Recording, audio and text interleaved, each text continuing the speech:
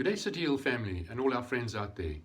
You know, we're living in extraordinary times nowadays with all the stuff that's going on around us here, with COVID attacking us, with the looting and the violence that we've had over the last week. Man, all these things affect us in different ways. You know, it's not only the loss that we suffer from COVID, it's also the loss of our relationships one with the other.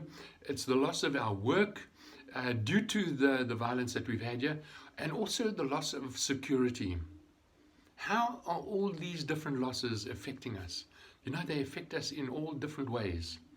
Proverbs 13:12 tells us that hope deferred makes the heart sick. But you know, it's not only the heart that we have to worry about, it's our spirits as well. Because when we suffer from all these things around us, when all these things are coming at us, we tend to go into almost a state of hopelessness, sometimes even into despair, and you could even go into depression. And you know, the question is, how do we handle this? How do we get through this? Are we able to talk to one another? Are we able to discuss these things? You know,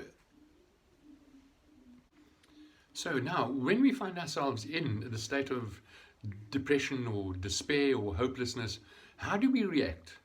Do we, like the British do, put up a stiff upper lip and get on with life? Or as the Americans say, just suck it up and get on with it? You know, all these things are good and well, but very often they are no good for us, because everything that you bottle up can at some time explode like a volcano. And you know, 9 times out of 10, when it does explode, it's to people that we love, because they have said sometimes just the wrong thing, or they've come at you at the wrong time. These are things that we need to look at. You know, I often find myself like a duck out of water. Actually, not out of water, a duck in water, where everything on top of the water looks serene and calm, but underneath you are paddling like crazy. Why? Because you are in great distress. And you know, even people in the Bible went through great distress. I think of David, when his son tried to usurp the authority from him, tried to take away his throne. We find that David had to run for his life. David had to try and get his army together so that he could combat this. And we read about it in Samuel 18. And when David got everything organized and his army was pushing back the revolt, the rebellion, you find that the one thing that David was concerned about was the safety of his son. Even though his son had rebelled against him, he was concerned about the safety of his son. And when everything was quietened down and they came back to give report as to what had happened, David's first words were, "What about my son? What about Absalom?"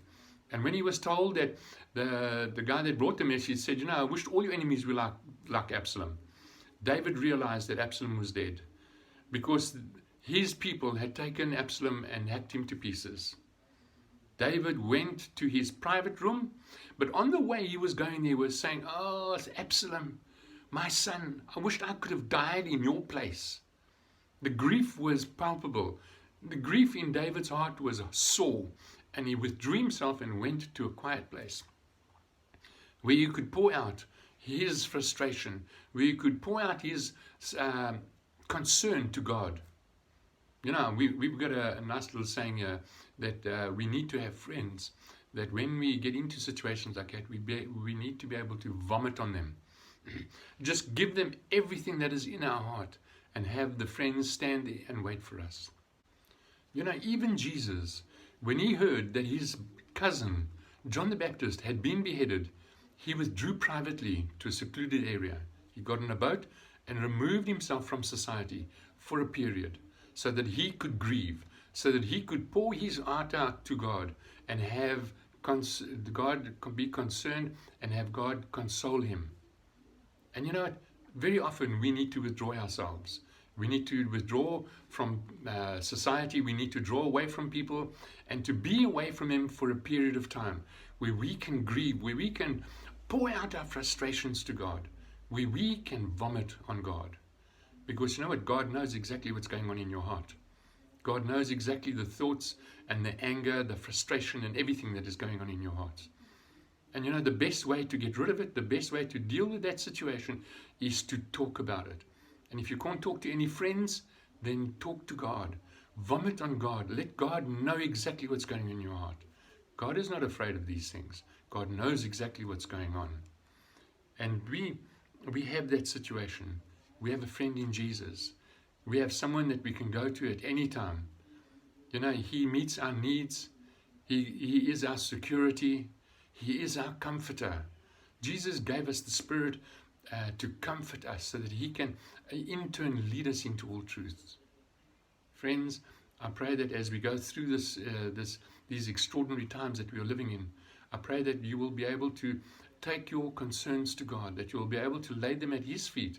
And every now and then, yes, I know that we tend to pick them up and carry them with us sometimes, but lay them down as often as possible, as often as you can, and allow God to deal with these hurts in our lives. I pray that as we go through the rest of this week, that you will have a great week, and that security will start beginning to filter back, but that you will place your faith in God and allow Him to be your security. Allow Him to be the one that controls everything that's happening in your life. You can't control the situations around you, but friends, you can control how you react to them. Have a great week and be blessed today. Amen.